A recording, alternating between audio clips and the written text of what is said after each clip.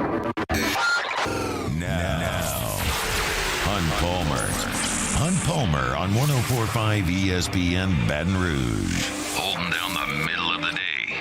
Live from the Mercedes-Benz of Baton Rouge studios.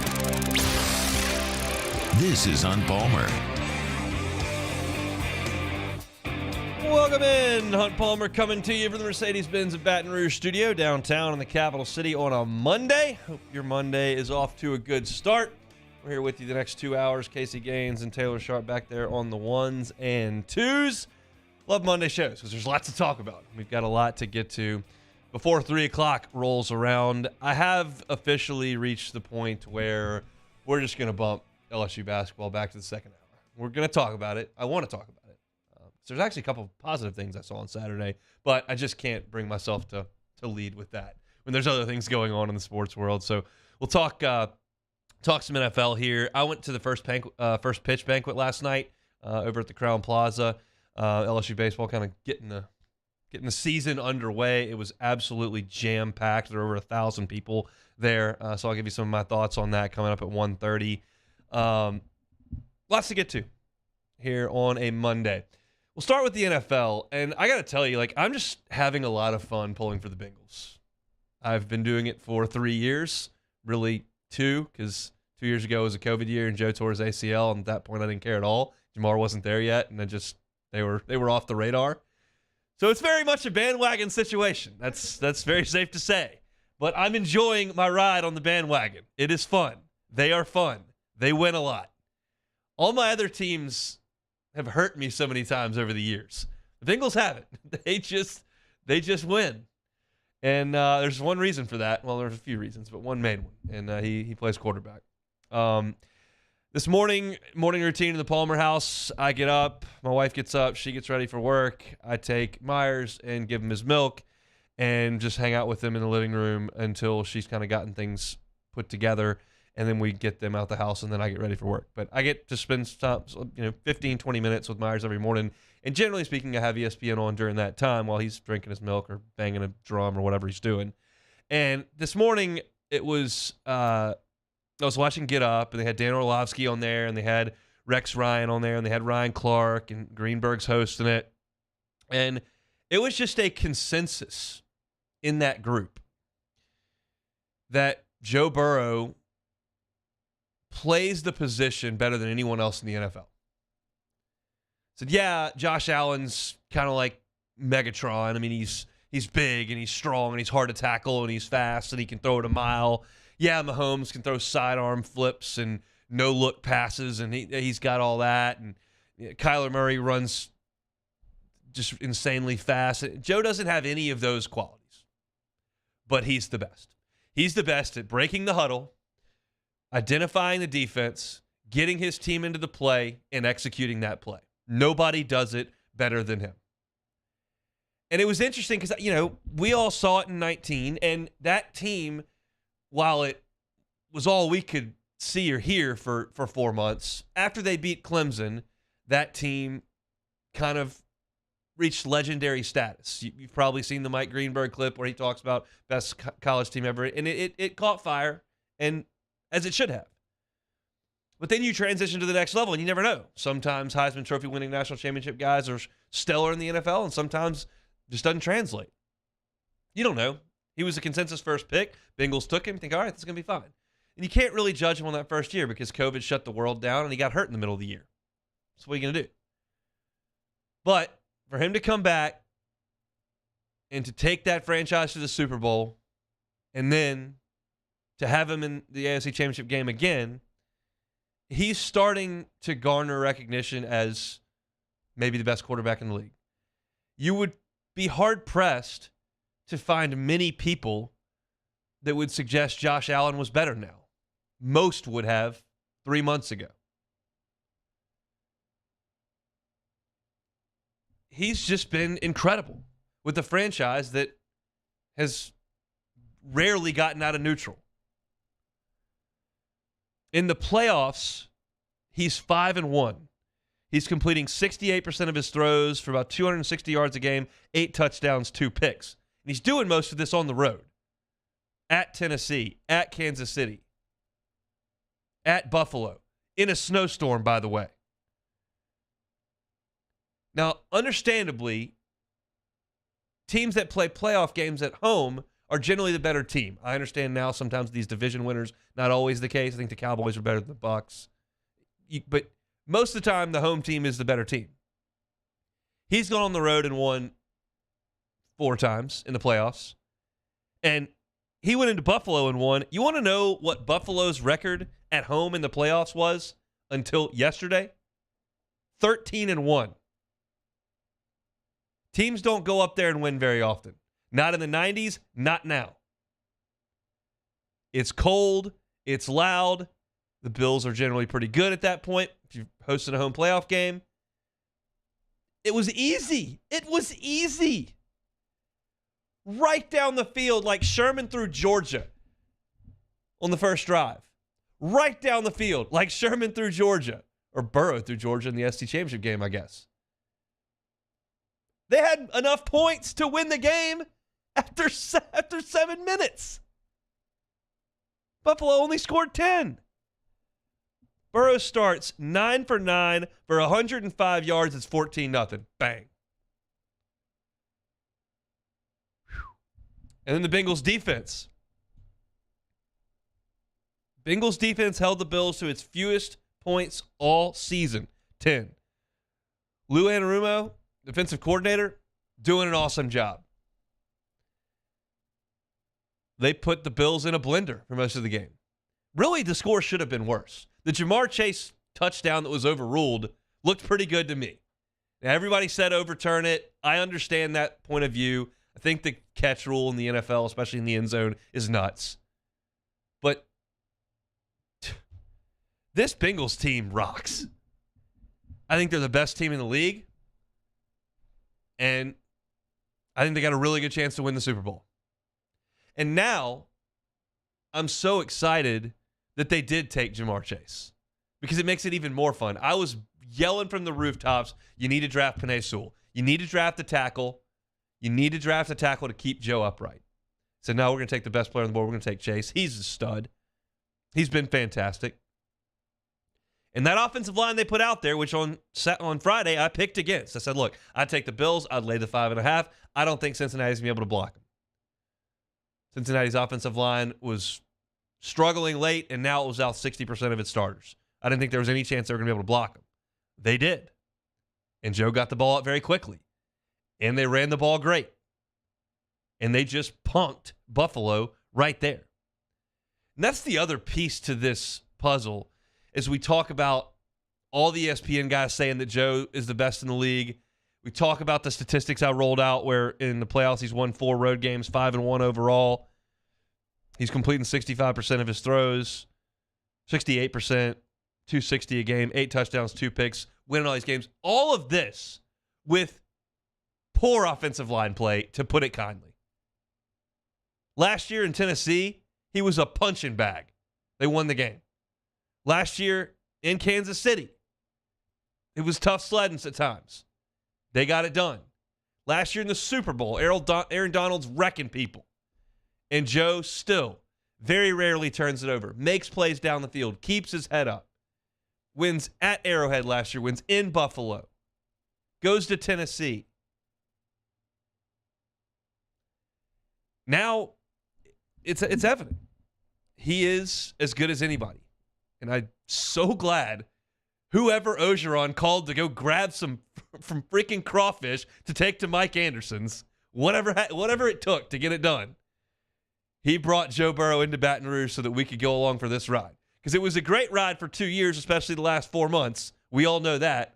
But I'm kind of tagging along now. And I think a lot of people are. It's not the Saints. I get it. That's a bigger deal. And I get the Saints fans that don't like the fact that there's some Cincinnati love around here now. Guy that follows me from 3 to 6 doesn't really like it. You're catching Instagram from a couple months ago, the Thursday before the Saints and Bengals games. I have a Bengals shirt. He didn't like that very much. I get that too. But I'll fully admit I'm on the bandwagon. I got a couple of shirts. And it's fun because they're good. And that was an impressive win. To go up there to Buffalo in the snow and just wax them. 27-10. Could have been bigger. Great defense, good running game. Burrow's awesome. And they got a really good shot to go to Kansas City and win. Obviously, we understand what's going on with Patrick Mahomes. We're going to talk about the other 3 games we saw this weekend coming up. But, man, it's fun. It's a little content for this show, and it's a great ride to go on in the playoffs. Saints fans are well aware, if you're listening, just how difficult it is to navigate your way through these playoffs. The Saints had great teams. They just came up a little bit short. And the Bengals' job is not done here. Still got to go on the road and win a game against one of the best teams in the league in one of the toughest places to play. But you going to pick against them? Spoiler alert for Friday, I'm probably not. I'm having a lot of fun with it. There were 3 other games this weekend. We'll get to some of those. My thoughts from the LSU baseball first pitch banquet, and then a proposal from the NFL that is catching some serious heat, but it sounds like some serious traction. We'll talk about that at the end of hour number 1 here. It's a Monday edition of the Hunt Palmer Show. Hunt Palmer on 104.5 ESPN Baton Rouge. One Bath and Closets. Go to that website, onebathandclosets.com. You can see some of their great work, whether it's in the bathroom with the tub-to-shower conversions, a full-scale bathroom renovation. How much different would your living situation be if you got the bathroom of your dreams? With the floor, with the shower. Totally change your home. Give them a shot at One Bath and Closets. Check out the reviews. And if you're looking for something as far as your closet goes, you've got too much clutter, not enough space, no idea where to start, David Duvall and his team know where to start. They start with a questionnaire. They get all the information. They understand what they can do to tailor something to your exact needs. And then they get it done. And they're going to do it on time, on schedule, and they're going to do it right the first time and leave the competition behind. You will not see One Bath and Closets coming back 3 weeks later because they took a shortcut and something didn't function right. It's not how they're going to handle it.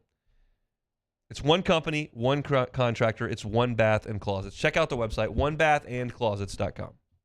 Our listeners fire off their opinions on the jimsfirearms.net hotline at 499-1045. Keep listening for your next chance to shoot us your thoughts with the jimsfirearms.net hotline on 104.5 ESPN Baton Rouge. Follow us on Twitter at 1045ESPN to cast your vote in the Citizens Bank and Trust poll of the day. Vote daily inside off the bench, anytime. Hunt Palmer. And after further review, Citizens Bank and Trust brings you the poll of the day via Twitter at 1045ESPN.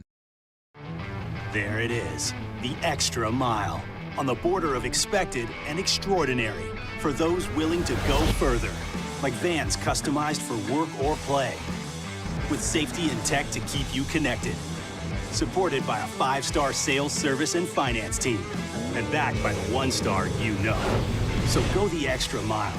It's never crowded because so few have what it takes to go there. Mercedes-Benz Vans.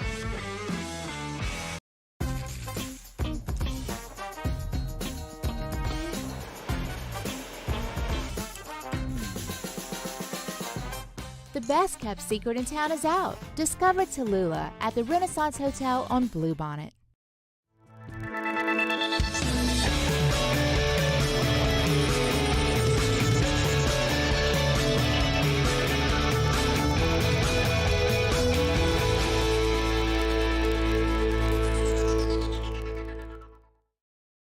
Time doesn't stop, and the world keeps spinning. Community, culture, and communications, the powerful circle that connects us together. We're creating the next evolution, a network built for every possibility, moving faster than ever before, streaming us forward into the future. And the revolution is closer than you think. RTC, ETEL, and Vision are now Rev. New name, same company. I've been doing business with Luba for 25 years. They're dependable, trustworthy. It's just the attention to detail with our clients. Our folks have years and years of experience. They're highly trained professionals, but many companies have that asset. What I'd like to think makes Luba a bit different is that we use those talents in a way that truly is dedicated to serving the needs of the folks who depend on us. At Ochsner, we know healing is a team sport. That's why we've partnered with world-renowned orthopedic surgeon Dr. James Andrews to create the Ochsner Andrews Orthopedics and Sports Medicine Institute. Whether you're a professional athlete or a weekend warrior, our team of specialists are dedicated to getting you back in the game. So whatever your reasons are for reaching your personal best, we've only got one: you. Ochsner Andrews Institute.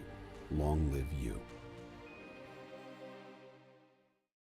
Bayou Chrysler Dodge Jeep Ram has $10,000 off MSRP on all new 2022 Black Widow Jeep Gladiators in stock. All new Bayou vehicles come with a $1 million.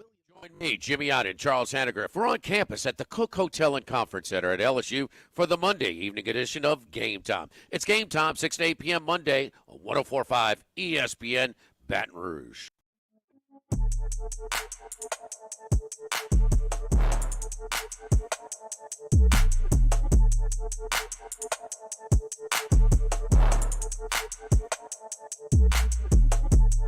This is Hunt Palmer on 104.5 ESPN Baton Rouge.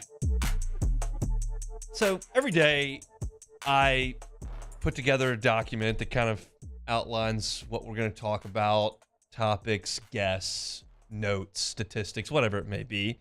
And I, generally speaking, do a pretty good job of kind of sticking to that and keeping the show on schedule.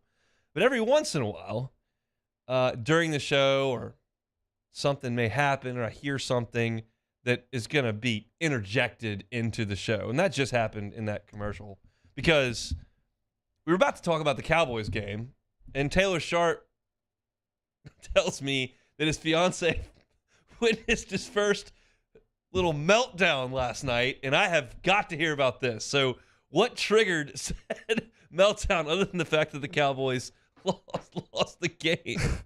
Number 4 for the Dallas Cowboys. You may know him. He triggered my breakdown. So it was a mini. It wasn't terrible. I didn't get thrown out of the house or anything like that. So it started. I was like, okay, I just need Dallas to force a field goal and be down 7. Yeah, they did. They did. Freaking broadcast team says, all right, the ball's in Dak Prescott's hands now.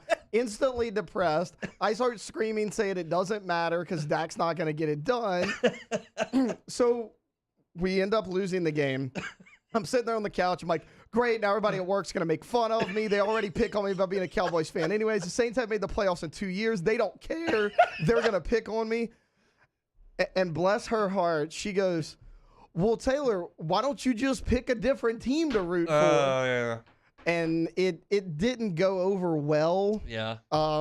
It could have been worse, but that's something she's gonna have to look forward to. I was pacing across the living room. It wasn't great. See, not good stuff. Look, they got to learn at some point. My wife was in Fantasyland because we met in August of 2019. So she starts coming to some games with me in 2019.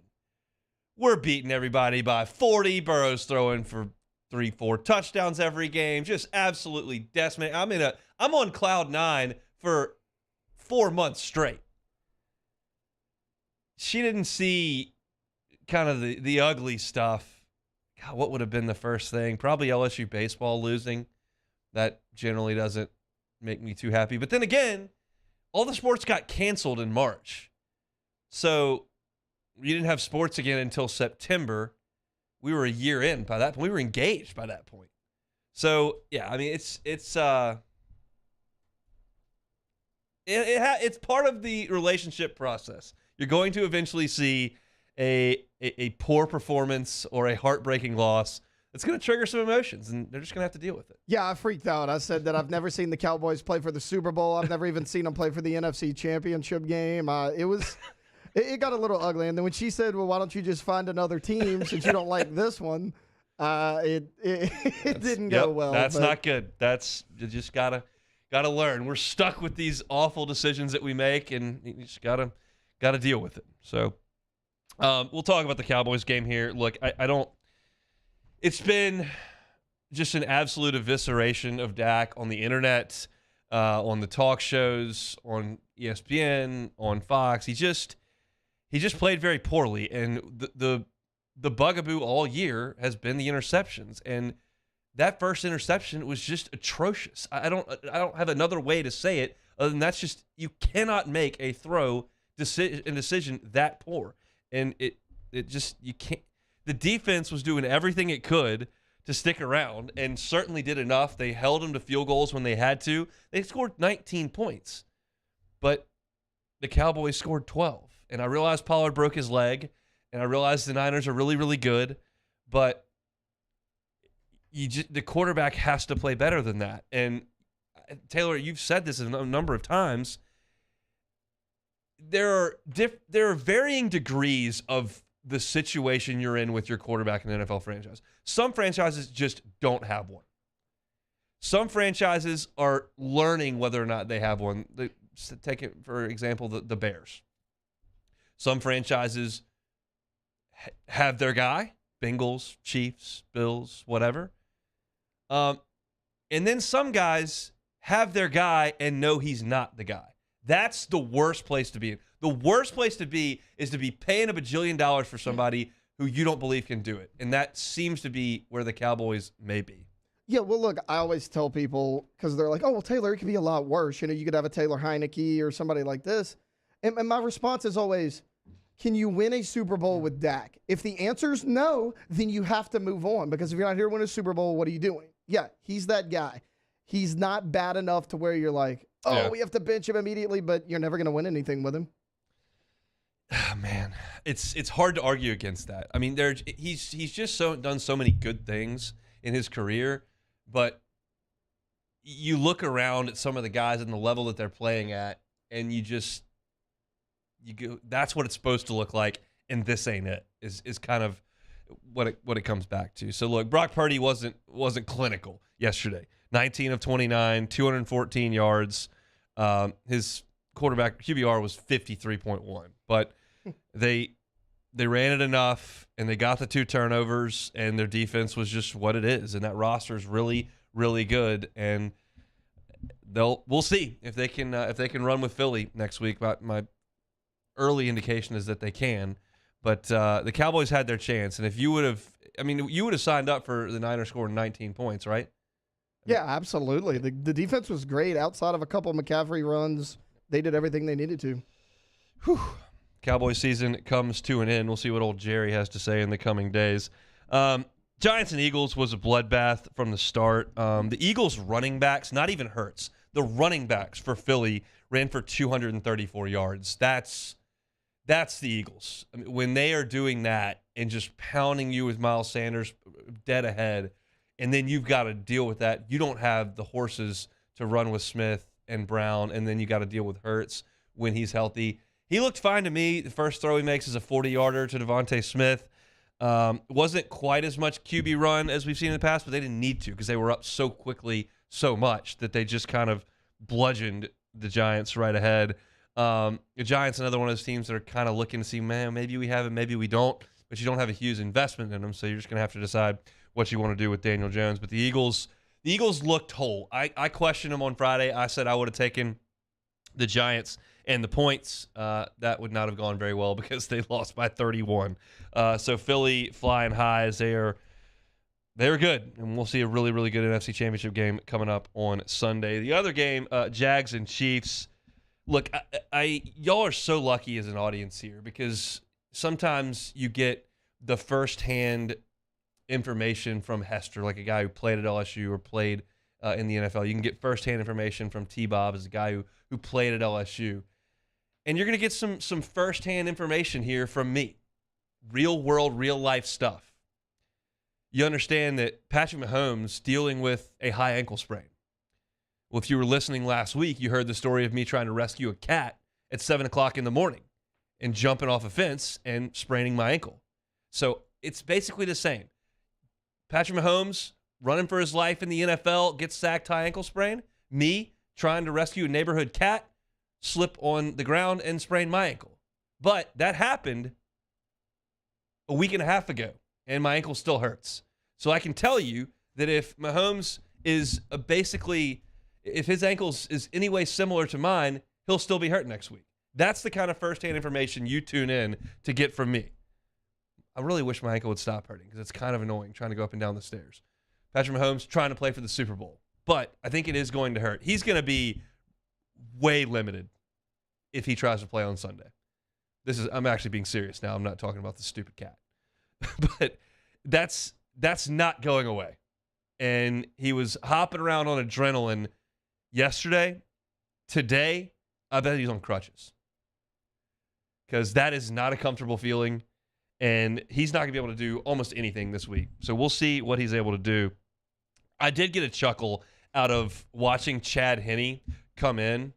For some reason, this was like 7 or 8 years ago. On Twitter, I started following a couple of diehard Jaguars fans. They tailgate, they drink way too much, they're super sarcastic. It's hilarious to me on Twitter. So I've been like kind of in Jaguars Twitter for like 7 years. And usually they're crying tears of real sadness because the Jags are always awful. But they had the 1 year to the AFC Championship game, which was incredible to watch. And they've got this team that they were all really excited about winning the division. But they hate Chad Henne because he played for the Jaguars. Hate him. He's always the punchline. They always make fun of him. I didn't even know he was still in the league, quite frankly.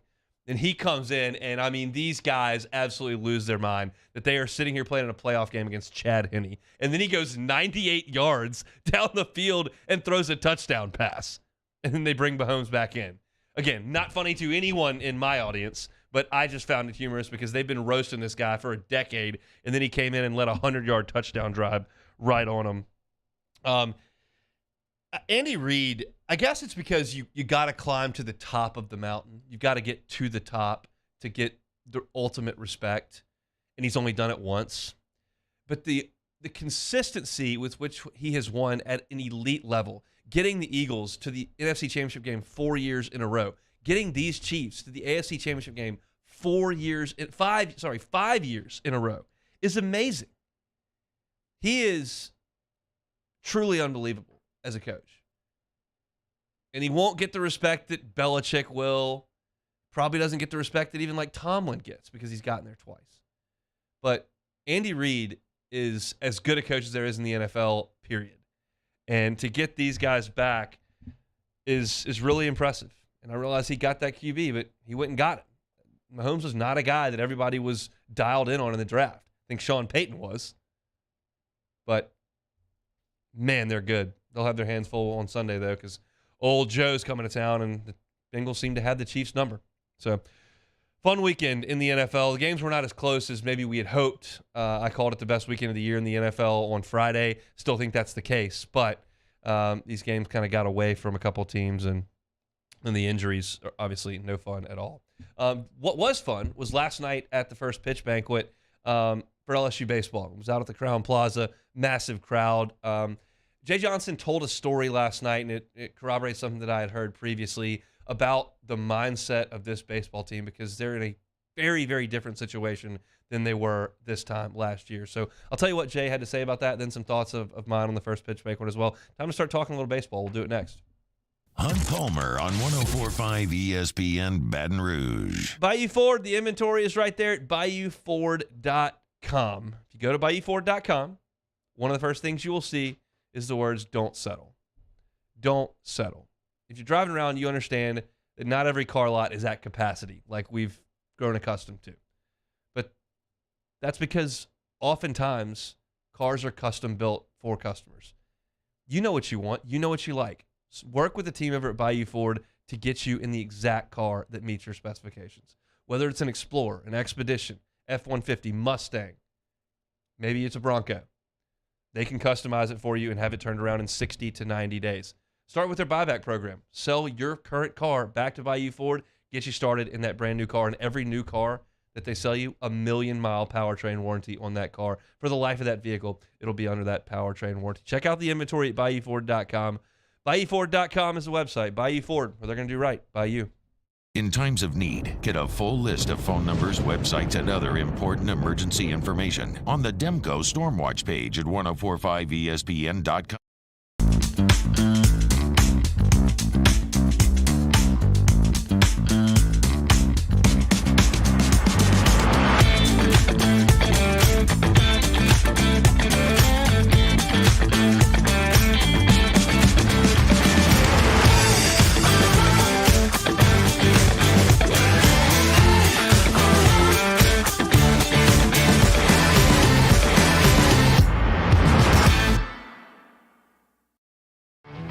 There it is, the extra mile, on the border of expected and extraordinary, for those willing to go further, like vans customized for work or play, with safety and tech to keep you connected. Supported by a 5-star sales, service, and finance team, and backed by the 1-star you know. So go the extra mile. It's never crowded, because so few have what it takes to go there. Mercedes-Benz Vans. Louisiana. It's a place defined by culture, by pride, by passion, by people who do more than love this place. They celebrate it, elevate it, champion it.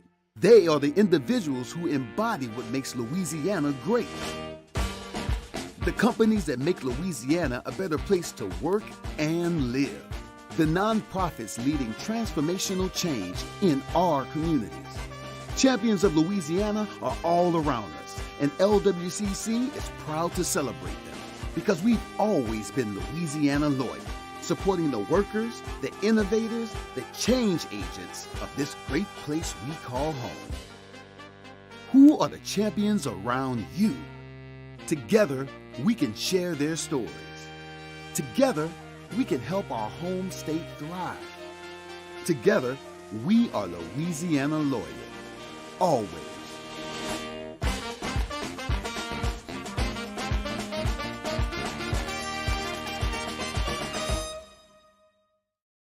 Time doesn't stop, and the world keeps spinning. Community, culture, and communications. The powerful circle that connects us together. We're creating the next evolution, a network built for every possibility. Moving faster than ever before. Streaming us forward into the future. And the revolution is closer than you think. RTC, ETEL, and Vision are now Rev. New name, same company. I've been doing business with Luba for 25 years. They're dependable, trustworthy. It's just the attention to detail with our clients. Our folks have years and years of experience. They're highly trained professionals. But many companies have that asset. What I'd like to think makes Championship Sunday in the NFL playoffs. Tune in Sunday at 2 p.m. when the Eagles host the 49ers for the NFC Championship. Then the Chiefs host the Bengals at 5:30 for the AFC Championship. Right here on 104.5 ESPN Baton Rouge.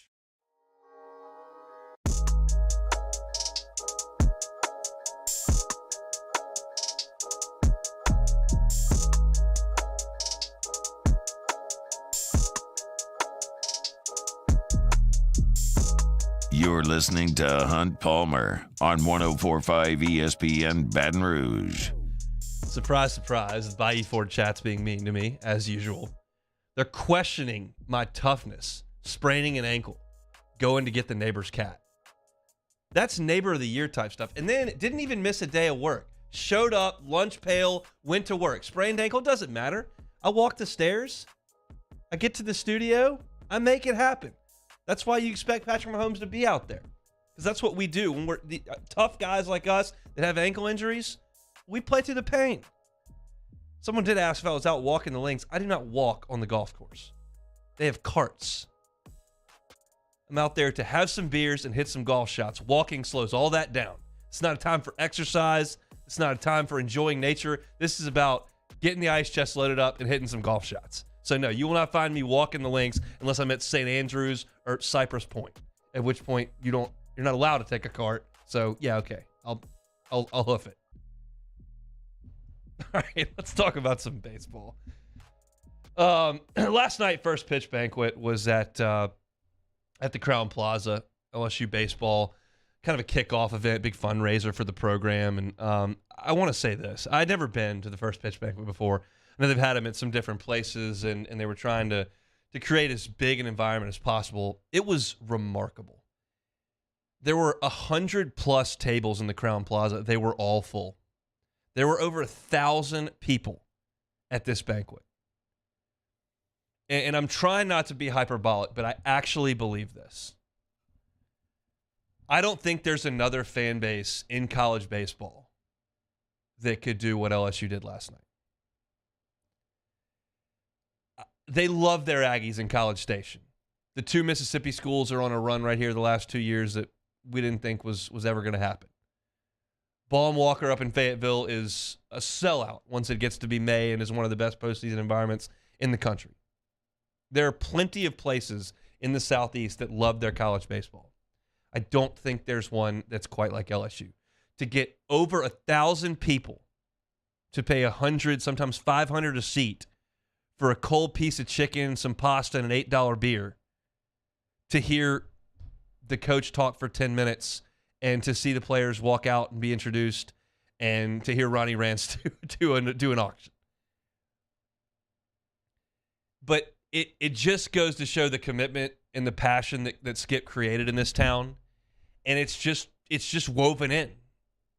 Y'all know I'm eating up with it, but there are so many people that are too.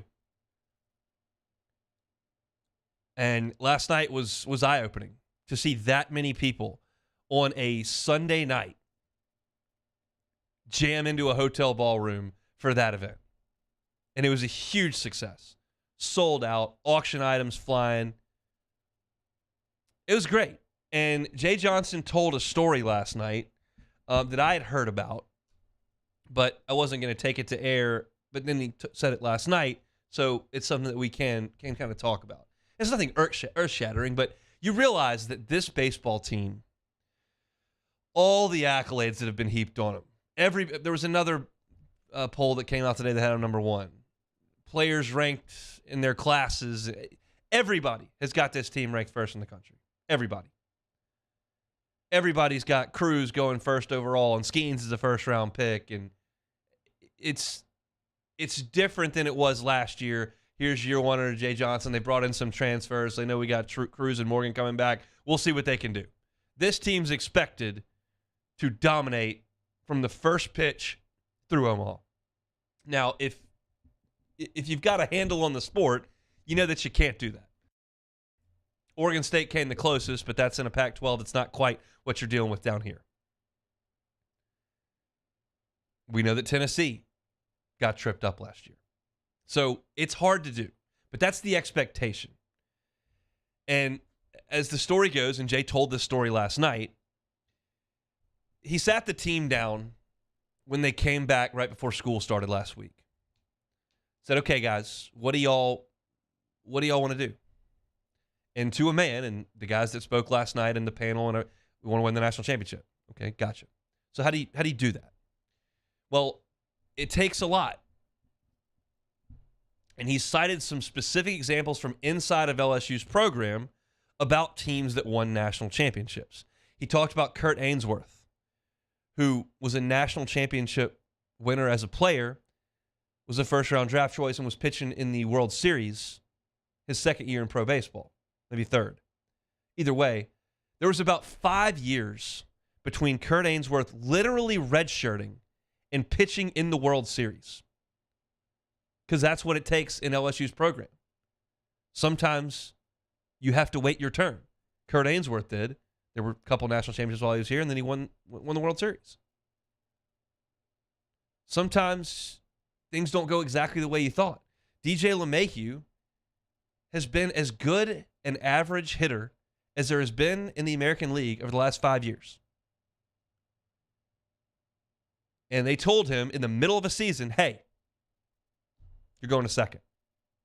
I know you're the shortstop, and you were the starting shortstop as a freshman, and you've been the shortstop here, and we're first in the country. You're going to second.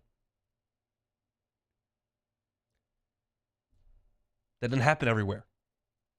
He told that story that it kind of displaced Leon Landry because Schimpf went to the outfield some, but Leon Landry's time got curtailed a little bit. But he's the guy highest on the picture that we've all seen of that 09 dog pile. Didn't bother him. Just what do we got to do to win?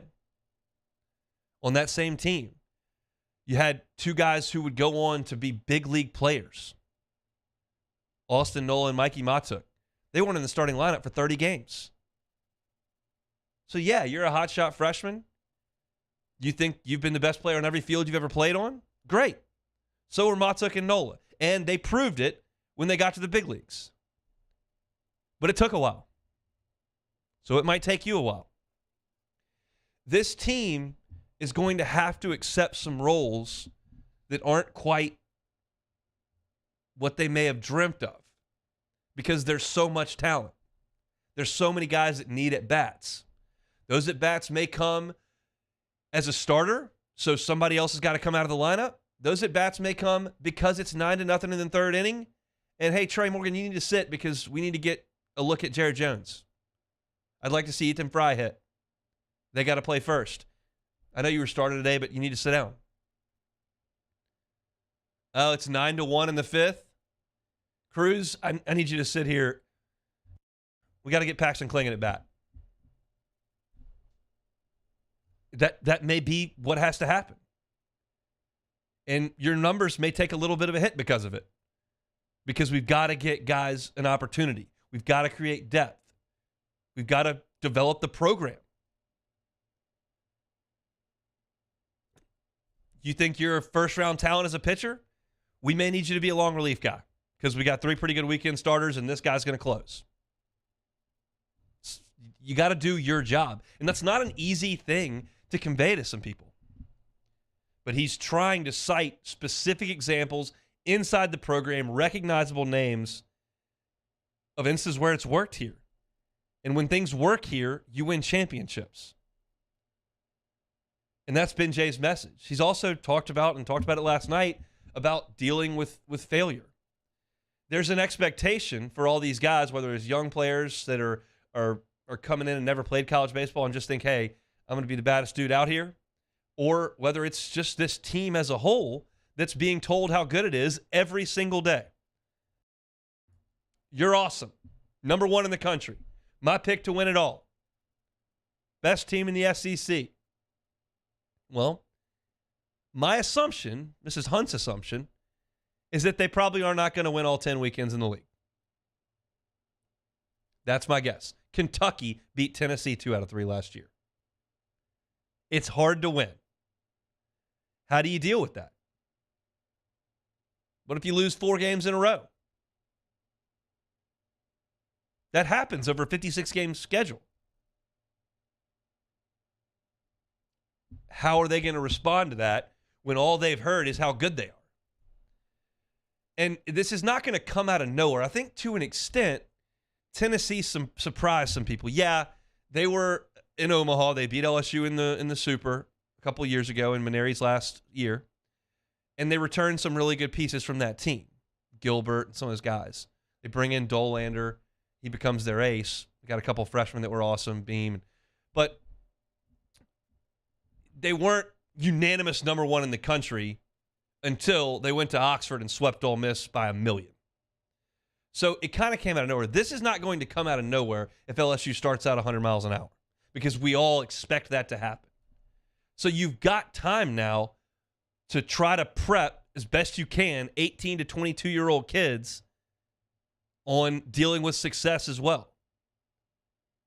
Because over the course of a 56-game season, there are going to be some really good things and some bad things. Just got to do your best to prepare these kids, and I know that Jay is doing that. It was conveyed to me, and we heard it last night. It seems like they're all paddling in the same direction. We'll see when that first lineup card gets filled out, and some people are here and some people are there. But I cannot wait. And last night got the juices flowing for a lot of people. It was just such a cool energy in that place, knowing how excited everyone is to get in the box on February 17th. Seems like a long way now. Got 5 weeks. Think we can make it. They're going to start scrimmaging here coming up later this week. I'll try to get out there when I can so we can provide some information coming back on what things are shaking out to look like. But it is a remarkable group of talent that LSU has amassed. By this point, you all very well know that. We'll come back and we close out hour number 1.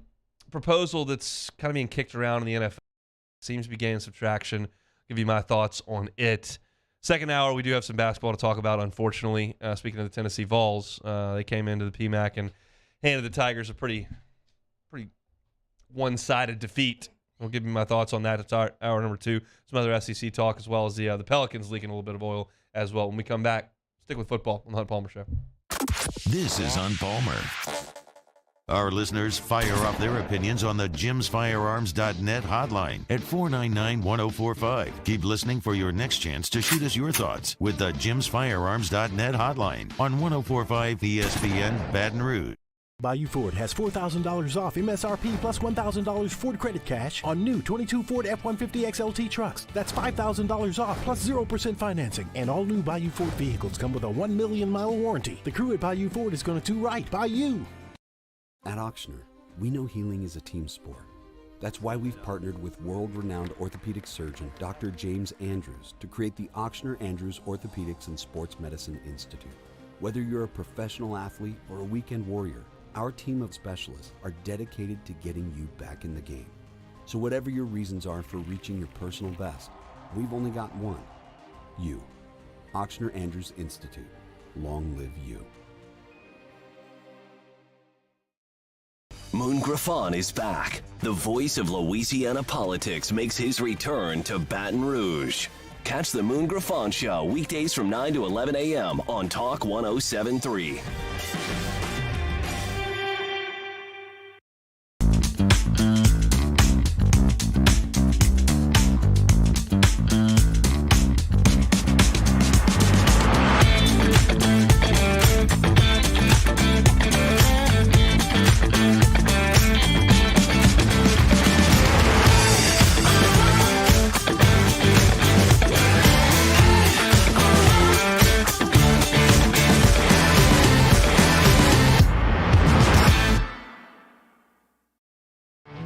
There it is, the extra mile, on the border of expected and extraordinary, for those willing to go further, like vans customized for work or play, with safety and tech to keep you connected, supported by a 5-star sales, service, and finance team, and backed by the 1-star you know.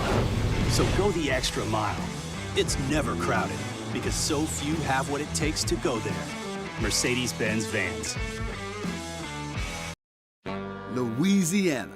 It's a place defined by culture, by pride, by passion, by people who do more than love this place. They celebrate it, elevate it, champion it.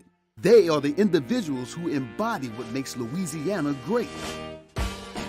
The companies that make Louisiana a better place to work and live. The nonprofits leading transformational change in our communities. Champions of Louisiana are all around us, and LWCC is proud to celebrate them because we've always been Louisiana loyal, supporting the workers, the innovators, the change agents of this great place we call home. Who are the champions around you? Together, we can share their stories. Together, we can help our home state thrive. Together, we are Louisiana loyal. Always.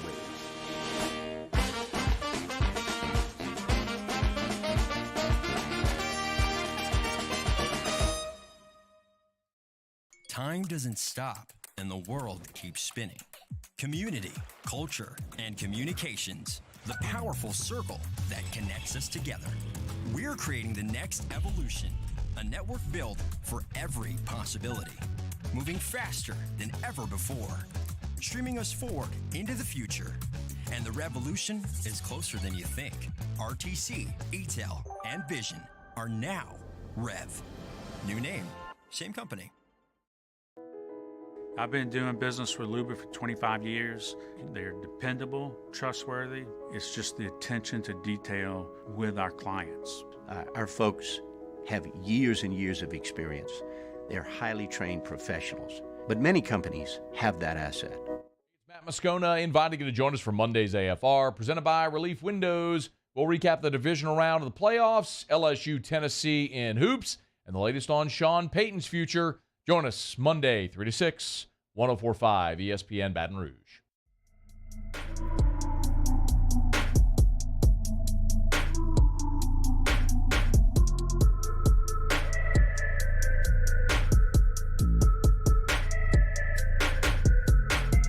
This is Hunt Palmer on 104.5 ESPN Baton Rouge.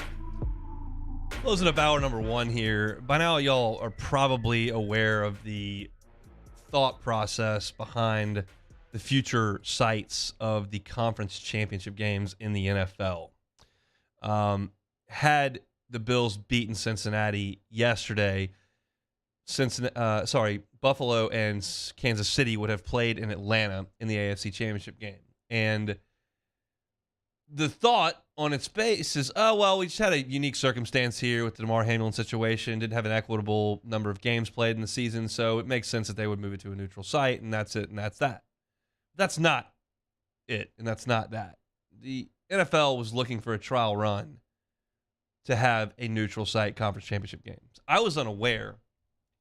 The teams own the wild card and divisional round. The NFL owns the conference championship games and the Super Bowl. That was news to me. But the proposal is to annually have the conference championship games at neutral sites. And if you hear that and you go, why the hell would they do that? Why would they take the NFC title game out of Lambeau Field?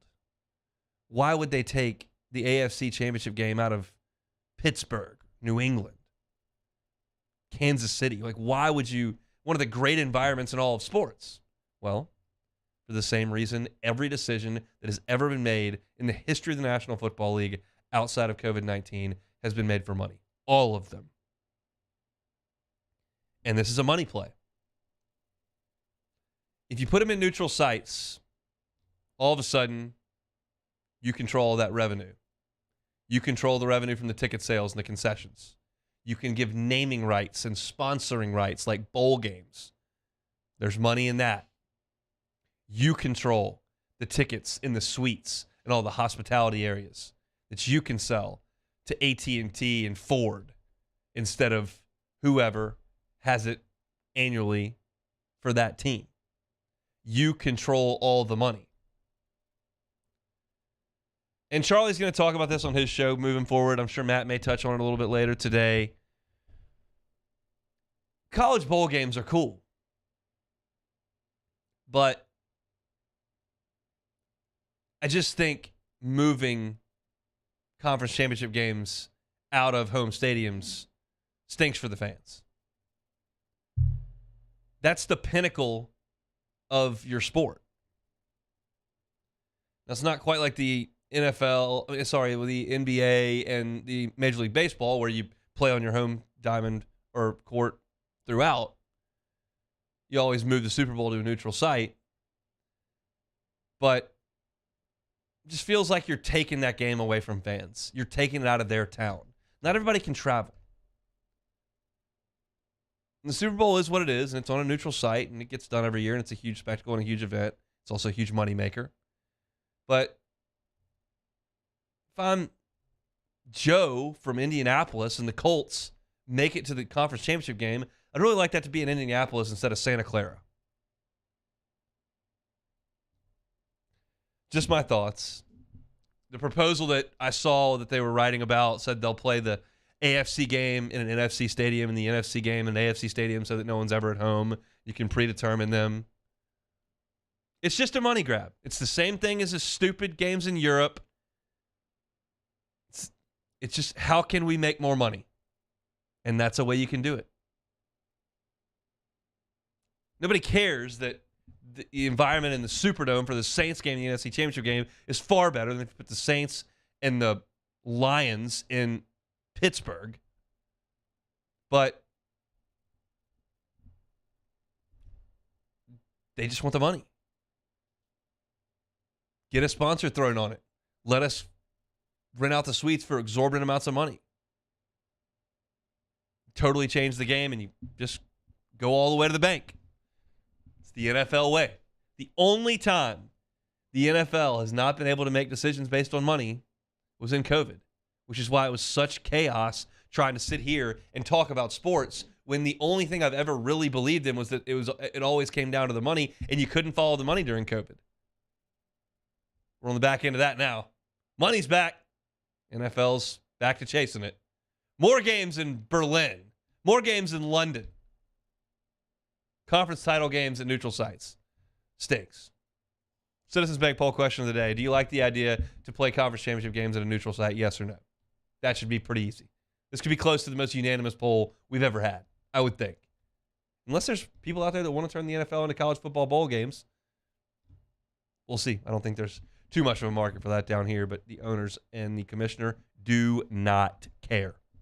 That's it for hour number 1. You can catch it on demand, 1045ESPN.com, the on-demand tab, Apple Podcasts, Spotify. You can also catch us on YouTube each and every day. Like, subscribe, rate, review. We always appreciate that. It gets our content in front of as many people as possible.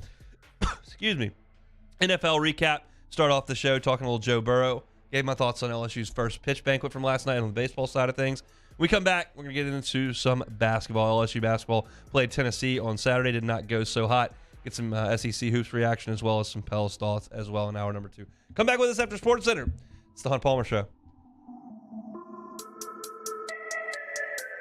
Bayou Chrysler Dodge Jeep Ram has $8,500 off new 2022 Ram 1500s. New 2022 Ram 1500 trucks on our lot now with $8,500 off MSRP. All new Bayou vehicles come with a 1 million mile warranty. If you need sales or service, the crew at Bayou is going to do right by you. Follow us on Twitter at 1045ESPN to cast your vote in the Citizens Bank and Trust poll of the day. Vote daily inside Off the Bench, anytime. Hunt Palmer. And after further review, Citizens Bank and Trust brings you the poll of the day via Twitter at 1045ESPN. At Auctioner, we know healing is a team sport.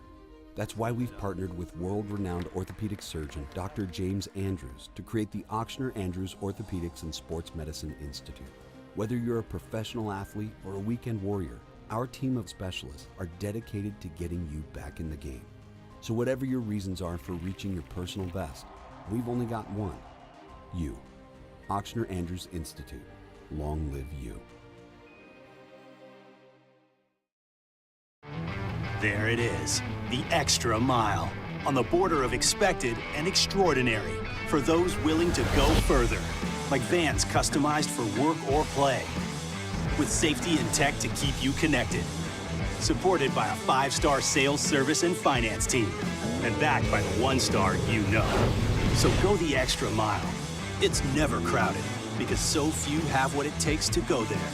Mercedes-Benz Vans. Louisiana. It's a place defined by culture, by pride, by passion, by people who do more than love this place. They celebrate it, elevate it, champion it. They are the individuals who embody what makes Louisiana great.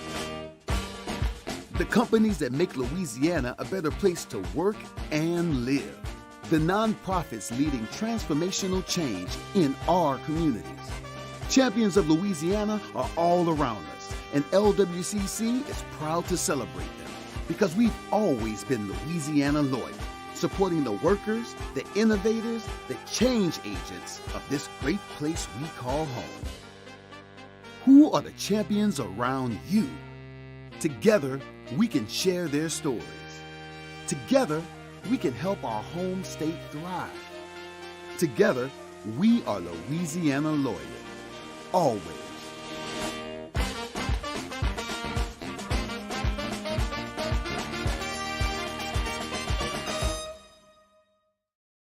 Time doesn't stop, and the world keeps spinning.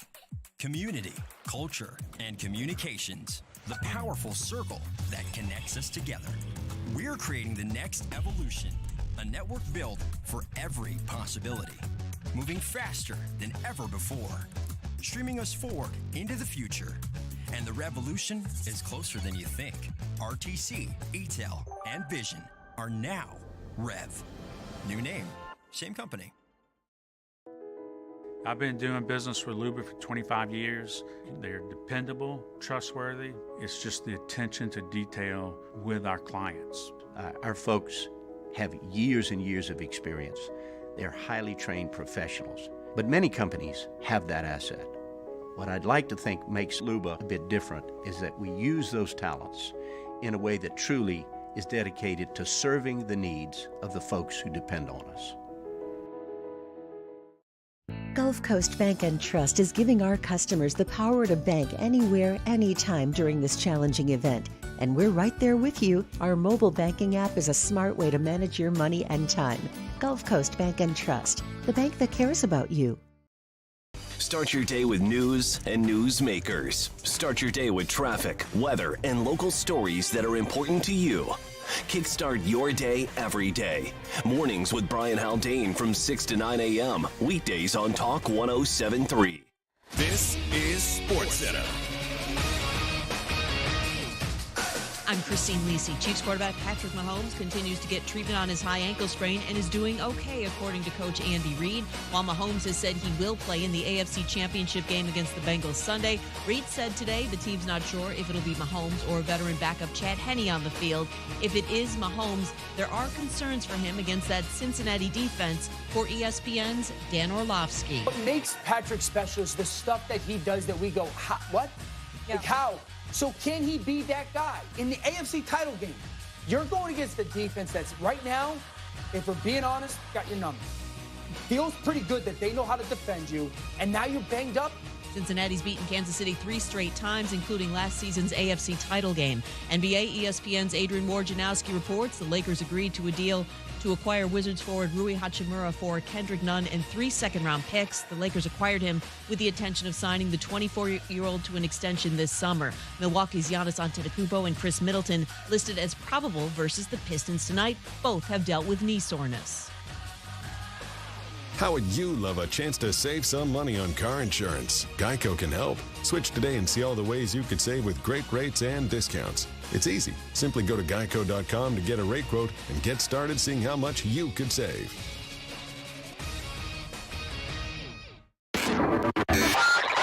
Now, Hunt Palmer on 104.5 ESPN Baton Rouge. Holding down the middle of the day. Live from the Mercedes-Benz of Baton Rouge Studios. This is Hunt Palmer.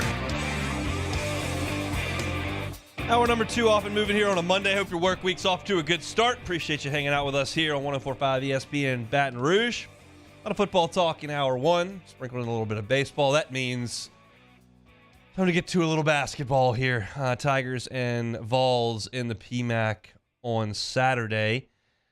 Went ahead and went. Uniforms looked cool. I liked them. The throwbacks were working. And the Tigers came out with some energy. No doubt about it. Playing hard, executing. They made their first 3 shots. And then they missed their next 9. Because they just have trouble on offense.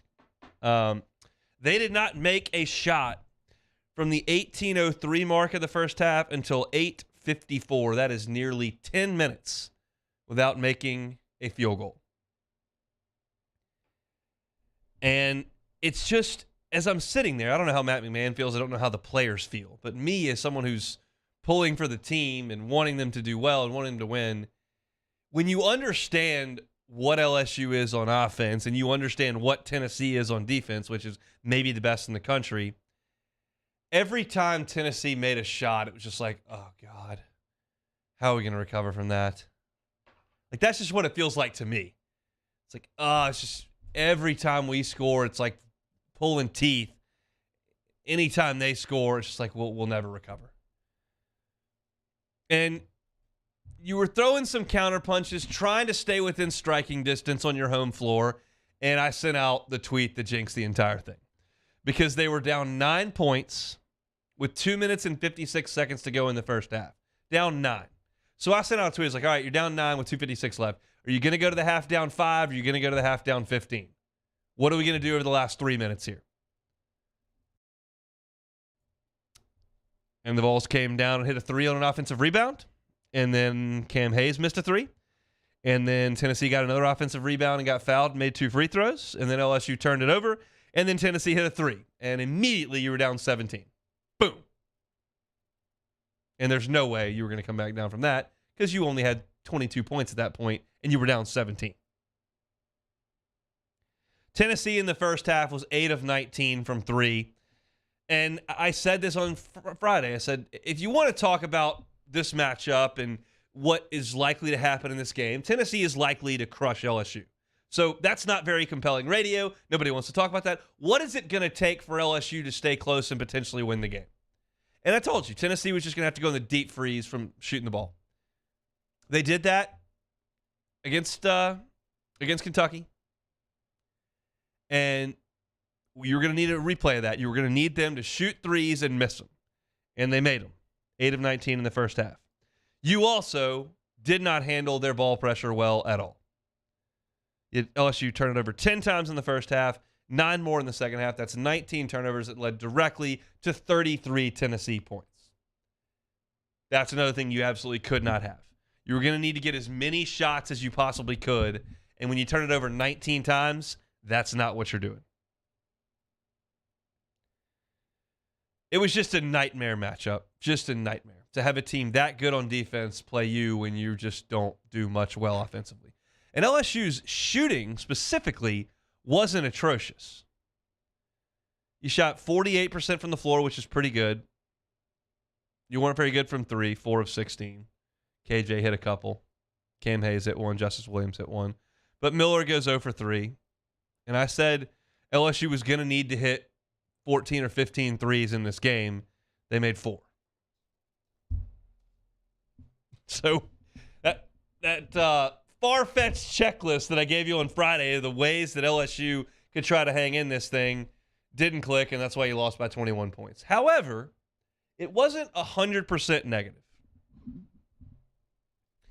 I've been disappointed with the amount of playing time and the production from the 2 highest-rated signees in this class. Jalen Reed, Tyrell Ward, those guys that Matt McMahon inked late in the process. They were 4- and 5-star players that I thought, man, that's a really nice get for LSU. They can probably play right away. And they've been out there a little, but they haven't done a lot. Well, Jalen Reed, not Tyrell Ward, Jalen Reed actually got out there and showed some aggression in the second half.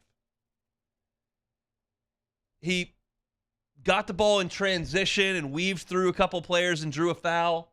He operated from the high post and put the ball on the floor and drew some contact. He finished through a 3-point play. When you turn on the film of Jalen Reed, you see a 6'10", 6'11" frame and a guy that can drive. Now, high school's not like college. You're driving against guys that are your size and as athletic as you, and the guards that are digging are a lot quicker. So at times that can be an adjustment. And I think it was. Still is. But he showed something on Saturday. He's driving through traffic between the legs, dribble, drawing a foul, showing a little toughness. And that's honestly a really important thing for this team because they're not going to the NIT. They're not going to the NCAA tournament. There aren't realistic goals for this team to achieve in terms of championships and all that kind of stuff, postseason stuff. They're just not there. But if the young players on the roster that we expect to be back, of course you never know, can improve, well, that's a very good thing. And they haven't gotten a ton of playing time. But Jalen Reed got 22 minutes. He was 3 of 5 from the floor. He got to the line 7 times. That's good. Going 3 of 7, not good. But baby steps here. Bear with me. And that's what he's going to have to do. And hopefully he's a piece to next year's team and the next good LSU basketball team.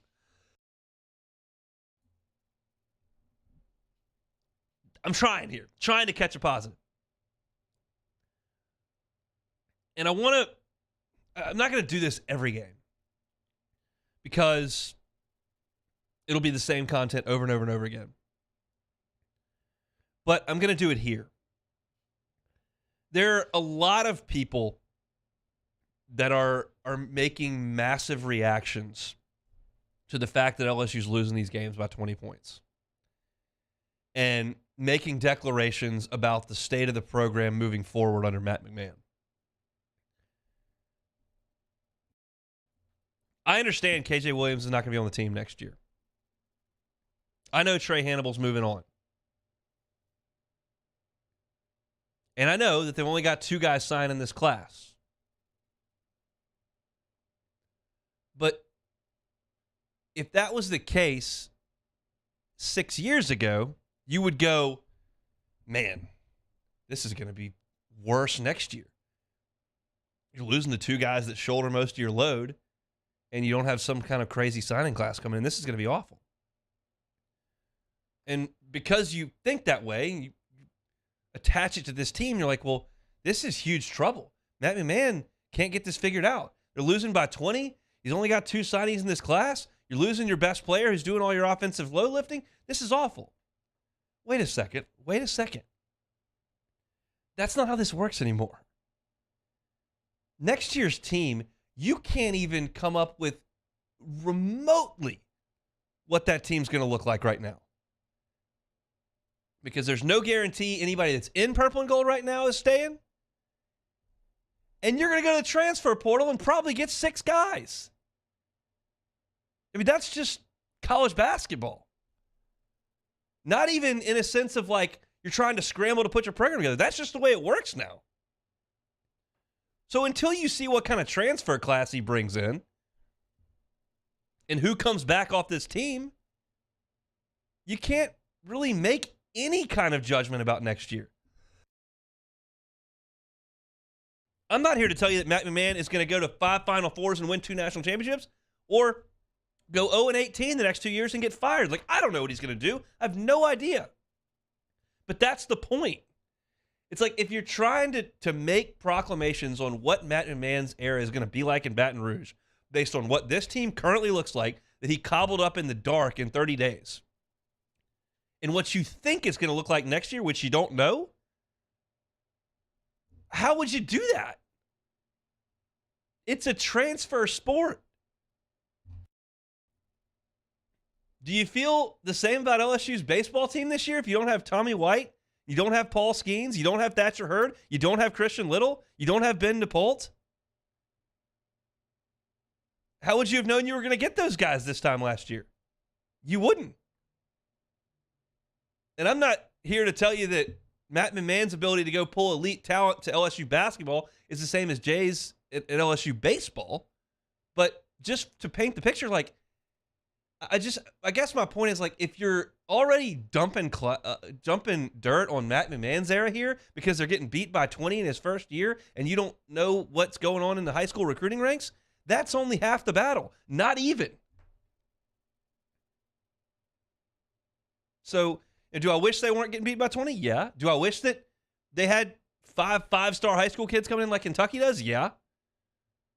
Do I know what the basketball team's going to look like next year? I don't. Not a clue. So that's just next, because look, they're not done losing by 20, I promise you.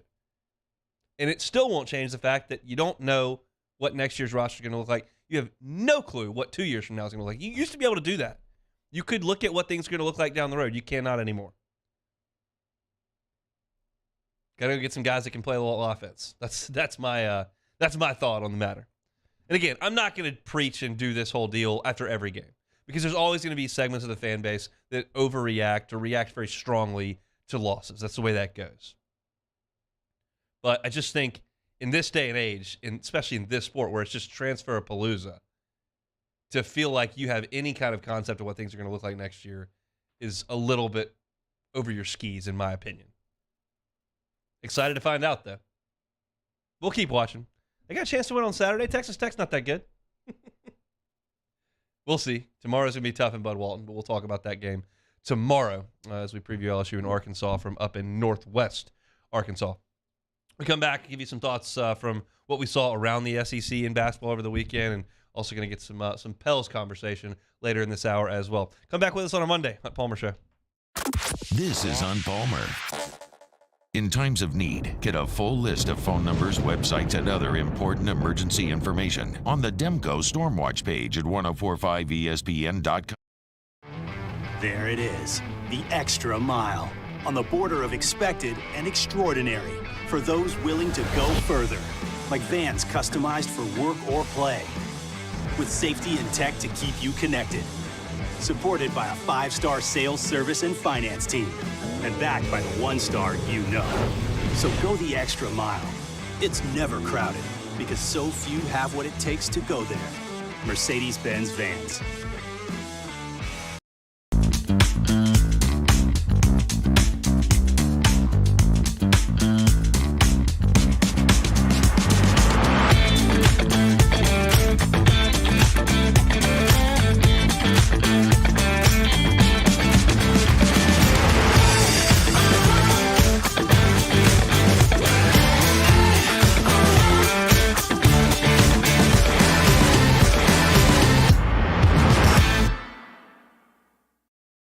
Ochsner, we know healing is a team sport. That's why we've partnered with world-renowned orthopedic surgeon Dr. James Andrews to create the Ochsner Andrews Orthopedics and Sports Medicine Institute. Whether you're a professional athlete or a weekend warrior, our team of specialists are dedicated to getting you back in the game. So whatever your reasons are for reaching your personal best, we've only got one: you. Ochsner Andrews Institute. Long live you. Louisiana. It's a place defined by culture, by pride, by passion, by people who do more than love this place. They celebrate it, elevate it, champion it. They are the individuals who embody what makes Louisiana great. The companies that make Louisiana a better place to work and live. The nonprofits leading transformational change in our communities. Champions of Louisiana are all around us, and LWCC is proud to celebrate them because we've always been Louisiana loyal, supporting the workers, the innovators, the change agents of this great place we call home. Who are the champions around you? Together, we can share their stories. Together, we can help our home state thrive. Together, we are Louisiana loyal. Always.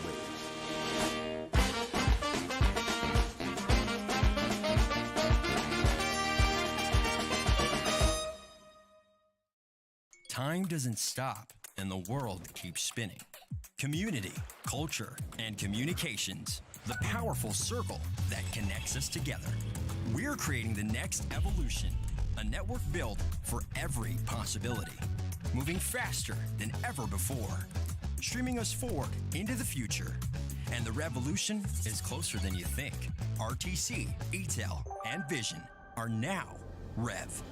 New name, same company. I've been doing business with Luba for 25 years. They're dependable, trustworthy. It's just the attention to detail with our clients. Our folks have years and years of experience. They're highly trained professionals, but many companies have that asset. What I'd like to think makes Luba a bit different is that we use those talents in a way that truly is dedicated to serving the needs of the folks who depend on us.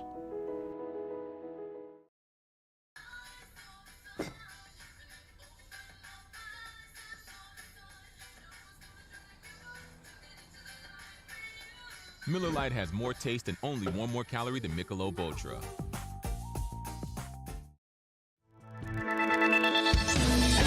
Join me, Jimmy Ott, and Charles Hannegriff. We're on campus at the Cook Hotel and Conference Center at LSU for the Monday evening edition of Game Time. It's Game Time, 6 to 8 p.m. Monday on 104.5 ESPN Baton Rouge.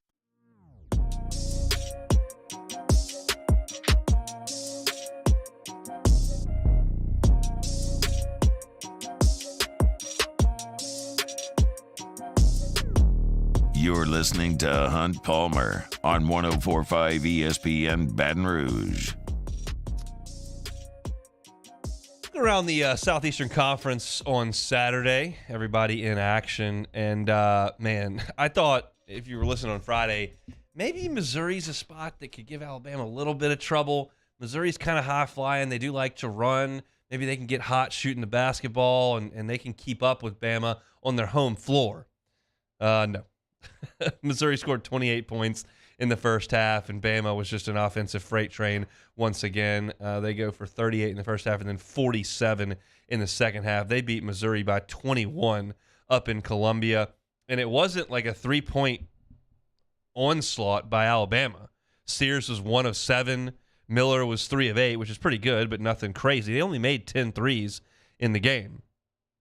But they were really good from two-point range, and they played really good defense, as they have. And I think that gets overlooked with Bama sometimes because we all know about Oates' analytics and what he wants to do on the offensive side, and they've got some stars on offense, quite frankly, with Miller being the brightest. But they play defense, and they just put a muzzle on Missouri, who couldn't shoot the three. There were 3 of 28 in the game from three-point range. And when you shoot like that, you're not going to be competitive with just about anybody. So Bama moves to 7-0, and continues to roll through. I think they'll get tripped up at some point.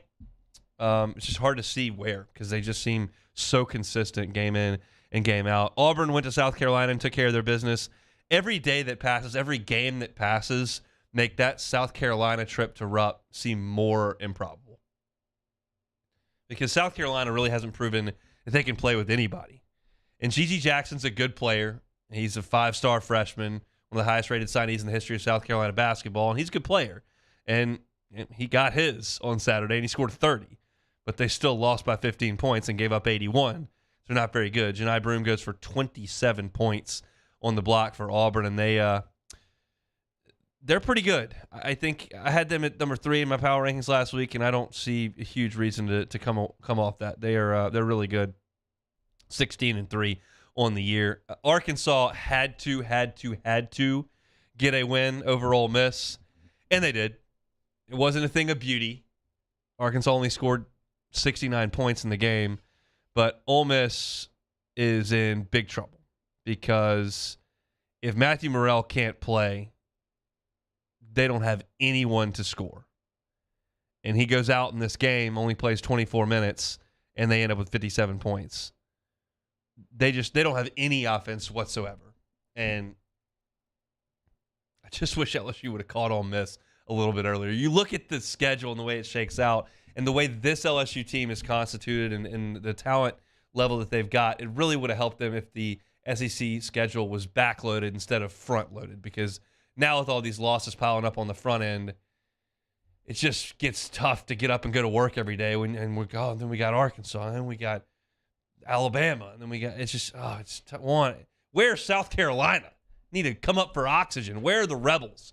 That's who we want to see, but unfortunately, that's going to come a little bit later for LSU. But Kermit's team just really, really struggling to score and really to defend. They just don't do anything all that well. Vanderbilt with a really nice win in Athens. Vanderbilt improves to 3-3 in league play. They win 85-82 against Mike White's Georgia team. This is a big year for Stackhouse. They haven't won anything with him there. He didn't inherit a great spot. Really, it was Scottie Pippen and a bunch of other guys.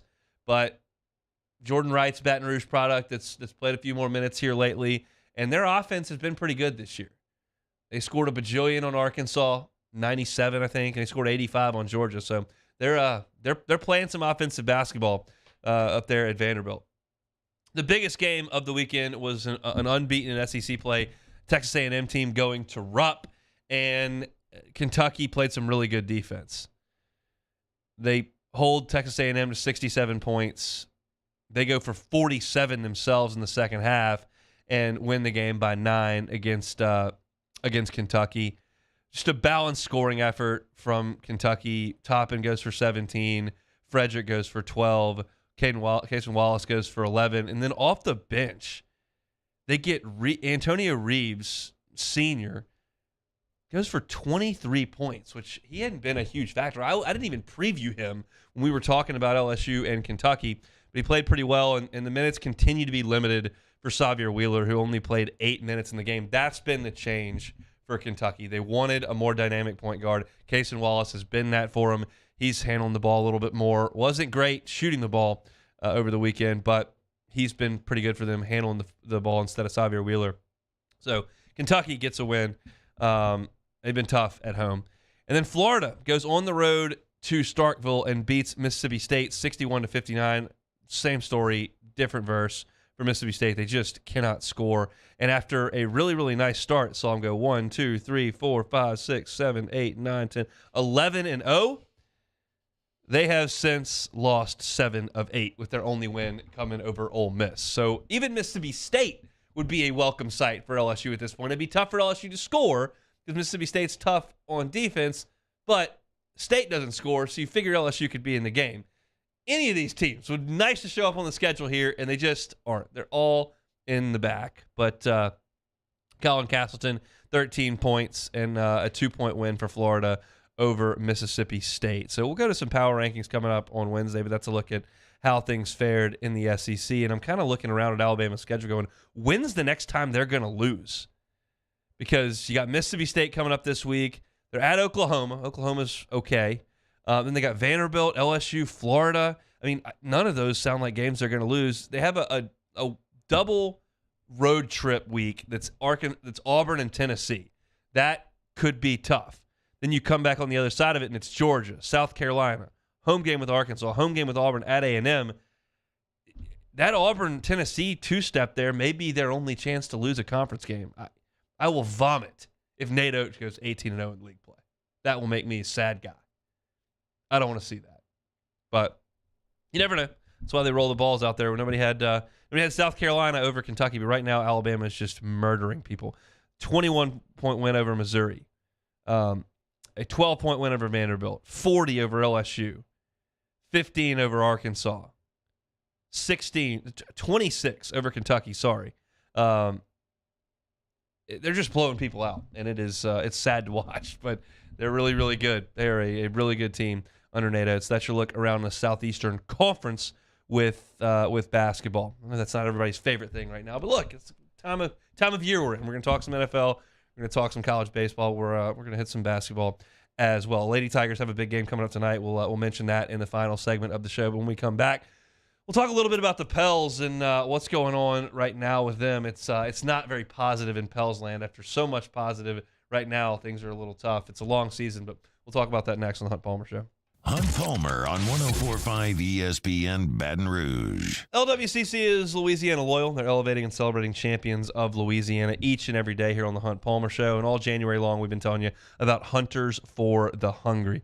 Hunters for the Hungry, nonprofit founded by a group of local hunters to share the game and fish they harvest each year with the needy. And since their start in 1994, Hunters for the Hungry has expanded throughout the state and now partners with all 5 major food banks in Louisiana. I've been telling you about the cool programs that Hunters for the Hungry has. One of them is their freshly harvested game program, which allows hunters to harvest a deer and drop it at one of the partner processors around the state. That processor then handles all the preparation and packaging and drops the bounty at a community food bank or shelter. There's no cost to the hunter for this, and the processing fee is covered by Hunters for the Hungry. So just a great way to feed the needy with the game harvested here in Louisiana. There are over 900,000 resident hunters and anglers in the state that contribute to the sportsman industry, and it supports nearly 24,000 jobs and an economic impact of over $1.6 billion. Hunters for the Hungry, thrilled to be a small part of all of that, and we're thrilled to tell you about them. That's why they're a champion of Louisiana. If you know a champion of Louisiana, whether it's a business, person, nonprofit, we want to tell their story here on the Hunt Palmer Show. So go to lwcc.com/champions and nominate them so LWCC can recognize them as a champion of Louisiana, and we can tell you about them on the Hunt Palmer Show. Hunters for the Hungry, January's Champion of Louisiana, presented by LWCC. Our listeners fire up their opinions on the jimsfirearms.net hotline at 499-1045. Keep listening for your next chance to shoot us your thoughts with the jimsfirearms.net hotline on 104.5 ESPN Baton Rouge.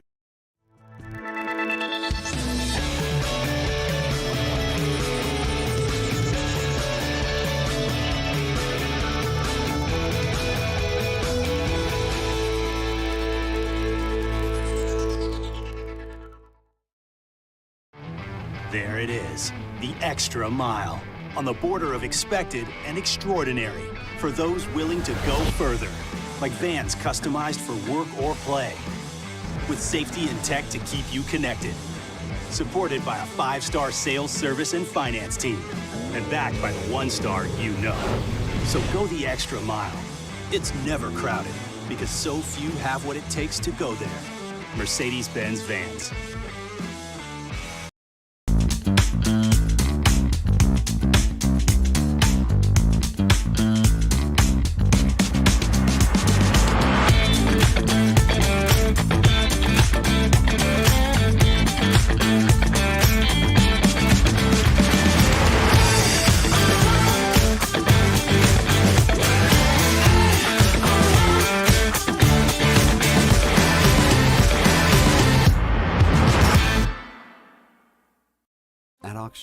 We know healing is a team sport.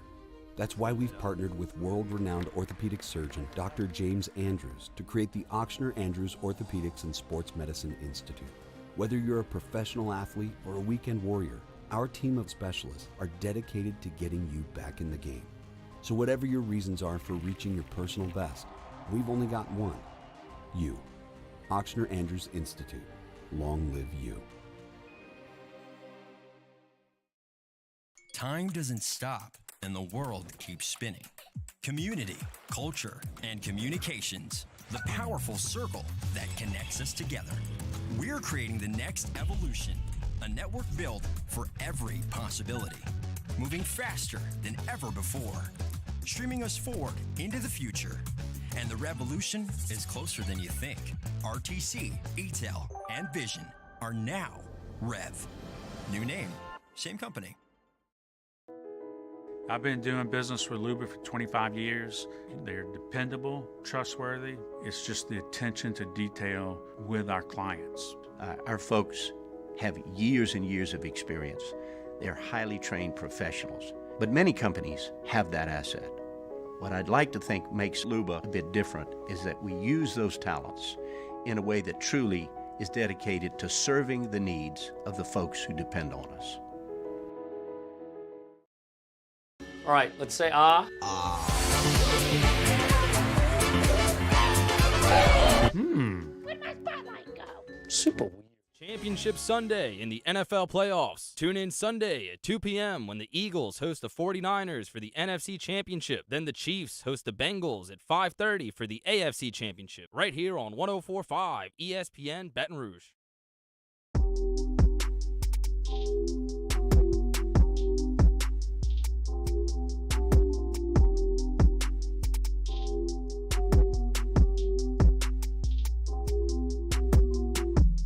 This is Hunt Palmer on 104.5 ESPN Baton Rouge. Hope your work week's off to a good start. Hunt Palmer Show here on a Monday, coming to you from Mercedes-Benz of Baton Rouge Studio downtown in the capital city. I said on Friday that it would really do the Pels some good to win that Friday game against the Magic because you were headed down to play the Heat on Sunday, and that's a team who just routed you on your home floor. Probably need to go ahead and take care of the Magic, and the Pels did not. They lost that game by 13. Poor defense against the Magic, allowed 123 points. And then you went down to Miami, and you got a 17-point lead. Got off to a great start. Chipping away, and the Heat did what they needed to late to win that game 100-96. I said a couple weeks ago, yeah, Zion just went out. Yeah, B.I.'s hurt. He's not playing. Like, that's awful. You want those guys out there. They're the best players. One, to win games. Two, just because, it's more interesting to watch the Pels when those two guys are out there playing at an all-star level. But in this long season with those two guys down, it does give some other guys some minutes so that you can develop the depth on your team, which is a good thing, obviously. And I believe that. Like, getting some of those guys some run is a big deal, so maybe you need to count on them if somebody goes down in the playoffs, if you got some foul trouble or whatever the case may be, you develop that depth, and the Pels are one of the deepest teams in the NBA. But you've now reached the law of diminishing returns. Yeah, Najee Marshall's gotten a ton of run and been able to assert himself as a scorer, scoring about 18 a night over this stretch. And that's good. You want to develop him. He's a big-time wing. But now you're just starting to lose too much. So the experience that you're gaining is really hurting you. You win one here, lose one there. You can kind of tread water until those guys get back. Well, you're not treading water anymore. You've lost 7 of 9. You lost 4 in a row. And your 2 wins are against the Pistons and the Wizards. Beat by the Heat, beat by the Magic, beat by the Heat again, beat by Cleveland.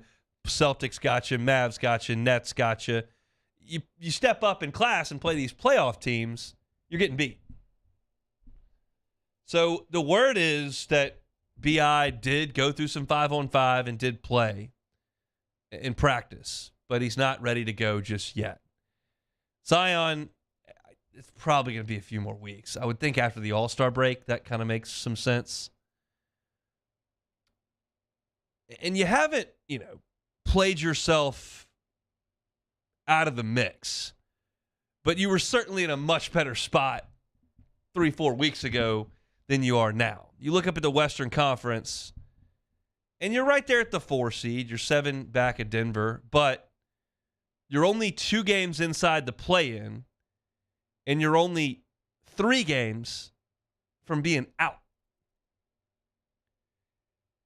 And you still don't want to rush things. That's the worst thing you can do is rush it.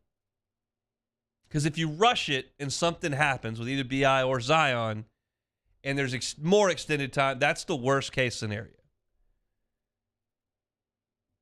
And we've done this with the Saints, with Michael Thomas and stuff, and we've done this with some LSU stuff. It sucks to get on here and not talk about games and not talk about the program and not talk about how hurt is somebody. That's no fun. One, because you don't know. I know if a team's shooting 26% from 3 or has a walk-to-strikeout ratio of 4-1. Like, I know that, and we can talk about it, and it's... I don't know how somebody's ankle feels or toe feels or groin feels or quad feels. So anything that we talk about is just speculation. It feels like BI is being perhaps overly cautious. But how do you know? It would probably be awesome radio if I jumped on here and I was like, hey, BI is just quitting on his team. He's soft. This guy's soft. He could play. He just won't get out there because it's not perfect. Well, guess what? It's not always going to be perfect. You need to get out there and go. You got to help your team. You're losing games. CJ and Jonas can't do everything. But I don't know. Like, that's wasted breath. It's what some people do. Gets clicks. But I just don't have the gear. But everything you start to hear from the Pels and some inside sources or NBA reporters that are talking to people saying, yeah, he's been cleared for a couple weeks. But while you're cleared, you're looking out there and your guy's losing 7 of 9. You're far closer to out of the playoffs than you are to first place now. And that was not something we were prepared to talk about, first place. But here it is. And I guess the saving grace here is that it's not like the Bulls last year were in first place through Christmas and then fell all the way out. That's just because they weren't that good and it all caught up to them. This is not that. This is 2 of your best players not being out there. Your team's not whole and you're losing. So it could be worse, I guess. But it's just a bummer. So Pels blow a 17-point lead yesterday, lose their 4th in a row. Here come the Nuggets. We'll talk to Sharif tomorrow about what he expects to see tomorrow and maybe if he's got any updates on potential timetable for BI. Because they got to get him worked in. The Nuggets aren't quite as hot as they were. They had won 1, 2, 3, 4, 5, 6, 7, 8, 9 in a row until the Thunder got them this weekend. But they're still pretty good. So that's going to be an uphill battle, obviously, for the Pels. They need their guys. They need their guys back. That goes without saying. It's very obvious. But it just seems so odd that an injury that happened 6 weeks ago that we were told was day-to-day still doesn't have any resolution. Hopefully BI can get out there and start getting some buckets because the Pels absolutely need it. I still think there's time for an awesome spring surge. Just got to get your guys back and get after it. Can't rely on CJ to do everything. Can't rely on Jonas to do everything. Can't rely on Najee Marshall to do everything. Need your stars. We'll see when the Pels can get them back. All right, we got one more segment to go here on the Hunt Palmer Show. We're going to play a little bit of Take It or Leave It. Also got a little bit of little chatter to do on the Lady Tiger basketball squad. I get talked about in the Bayou Ford chat all the time about not talking enough women's basketball. We're getting closer to that. They're getting into conference play. Still running up an undefeated season. They haven't had any monster wins. A nice win over Arkansas. We'll see what they've got tonight. We'll talk briefly about that. We'll play some Take It or Leave It. And then we will get on down the road. It is a Monday edition of the Hunt Palmer Show. This is Hunt Palmer. In times of need, get a full list of phone numbers, websites, and other important emergency information on the Demco Stormwatch page at 1045ESPN.com. Hi, I'm Brandon Landry, founder and CEO of Walk. Hi, my name is Dr. Craig Green. This is Ryan Terrio with HUDCoRoofing.com. Hey, it's Matt Moscona. No matter how big your commercial roofing job, HUDCO can help. My patients come to me because they trust that I can get the job done at a high level. Ryan Terrio and Richard Tilley have the same level of trust when it comes to roofing. If you have a roofing issue, call HUDCO Roofing. Give us a call, 364-1007, and we'll come to your house and give you a free inspection.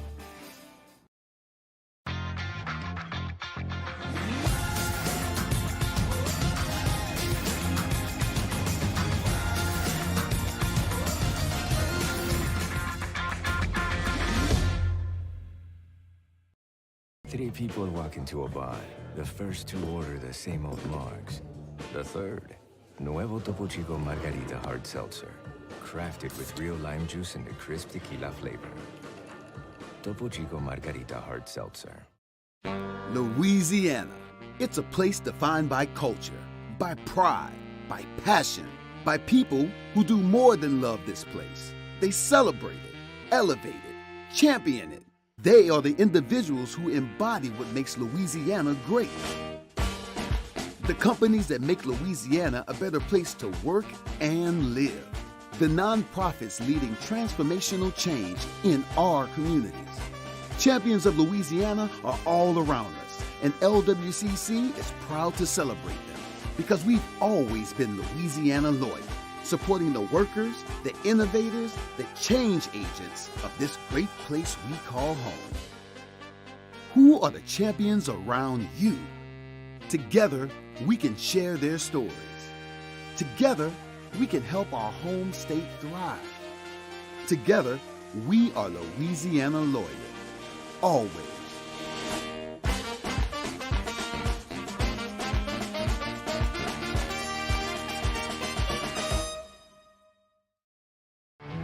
There it is, the extra mile, on the border of expected and extraordinary for those willing to go further, like vans customized for work or play, with safety and tech to keep you connected, supported by a 5-star sales, service, and finance team, and backed by the 1-star you know.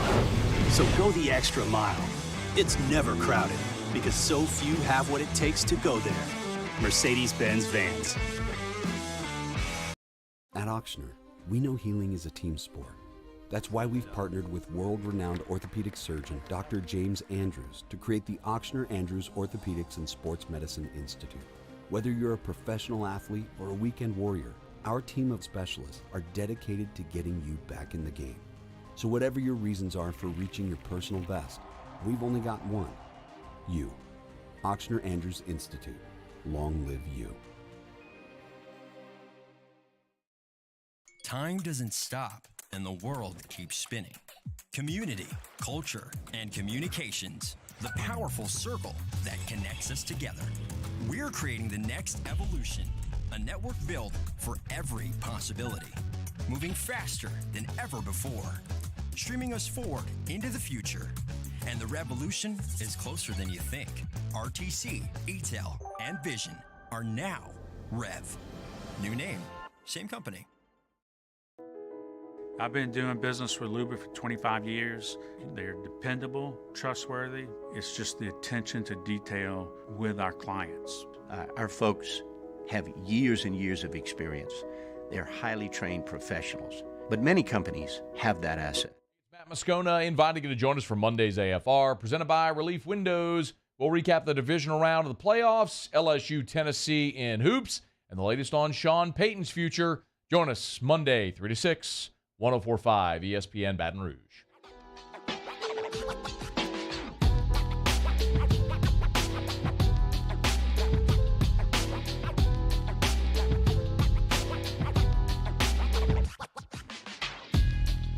You're listening to Hunt Palmer on 1045 ESPN Baton Rouge. Citizens Bank brings you the poll question each and every day here on the Hunt Palmer Show. Today's Citizens Bank poll of the day. Do you like the idea of conference championships being played at neutral sites? This is obviously something that's being rumored pretty strongly in NFL circles. I thought this would be close to unanimous. Not quite as close as I thought being unanimous. 78% of you say no, you do not like the idea of NFL conference championship games being played at a neutral site. 22% say, yeah, I'm all for it. So I thought it'd be a little bit more lopsided than that. I just think you ought to play them at the home stadiums. But there's money to be made, and we know what happens. When the NFL has the ability to make some cash, they will certainly take their opportunity to do it. So, all right, Taylor Sharp, let's play some Take It or Leave It. Yeah, let's do it.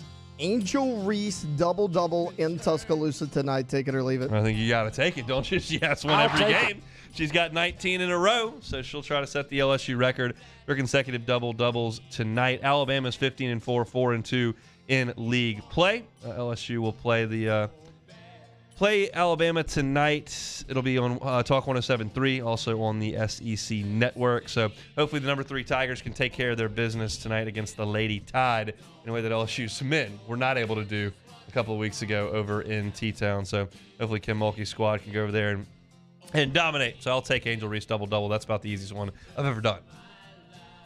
Davis Thompson's birdie putt on the 71st hole last night hit the pin and then stayed out. He lost to John Rahm by 1.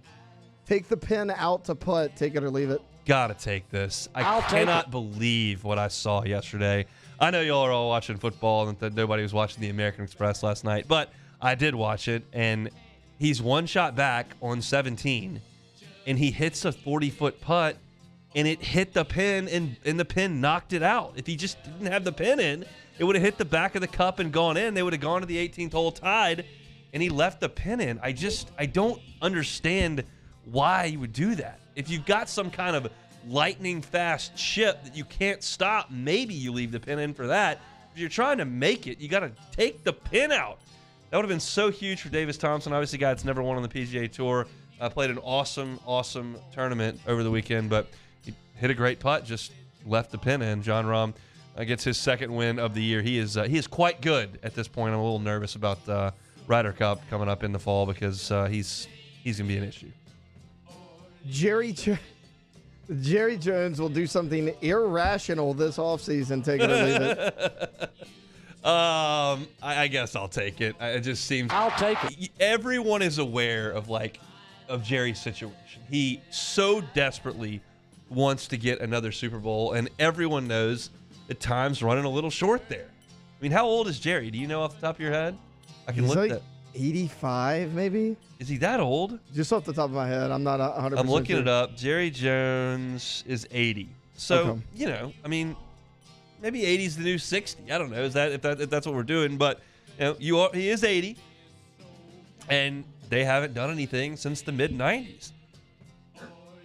So you feel like there's a chance of it, but Mike McCarthy's not going anywhere, and Dak's not movable. So you get a little bit limited on what you can actually do in terms of doing anything irrational. But if there's anybody that could do it, I think Jerry would be that guy. I mean, is there any kind of move that is right out there in the open? I mean, you're worried about them not signing I'm worried about Schultz? him not re-signing Dalton Schultz. There's been talk about it. I think he's a top 10 tight end. He's good. He's a free agent because Tony Pollard is also a free agent.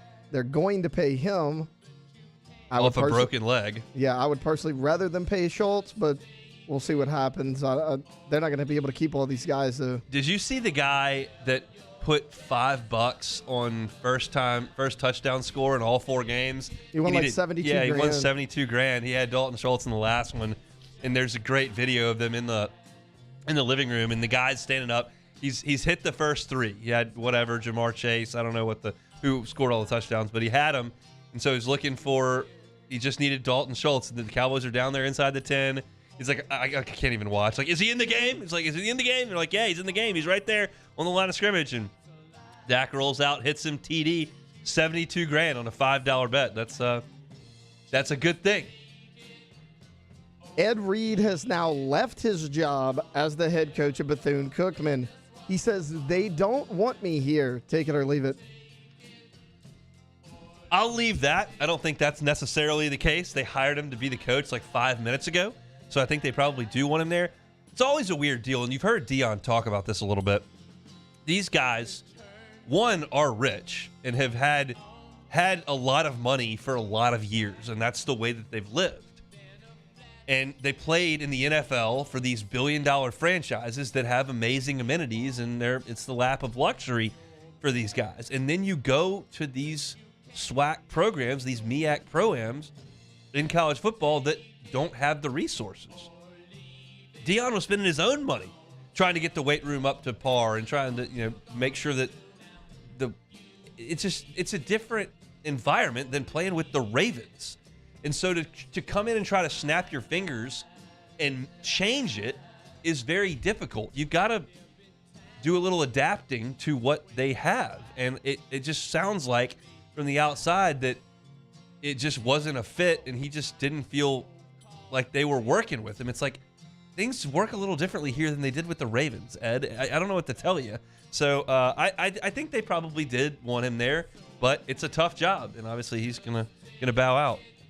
Yeah, he didn't handle it well either, I don't think. No. He started tweeting out that they didn't clean out his office, and he was picking up trash for the team or whatever, and it irritated him, obviously.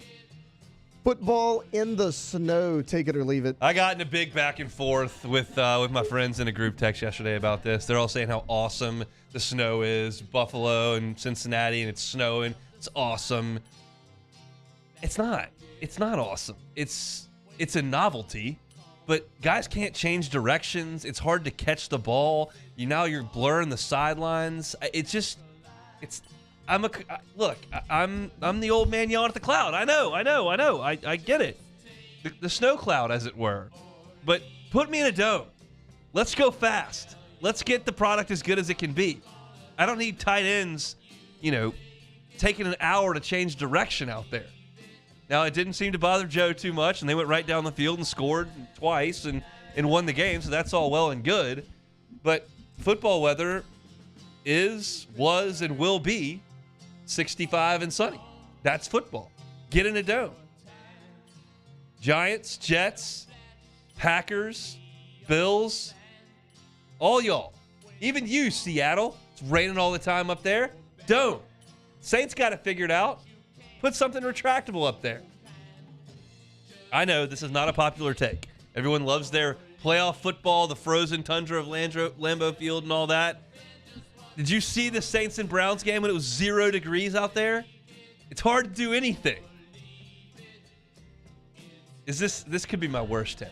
This will be almost unanimously disagreed with. I agree with you. I think these games are too important to have weather play a factor. Nookie says I'm awful. Dustin Blanchard says it's terrible. Rob Boudreaux says I'm a wuss. I get it. I agree with you. I don't have any use for 28 and snowing. Let's get in the dome, baby. Fired up. I did have an interesting discussion with my wife over the weekend. She loves the Saints.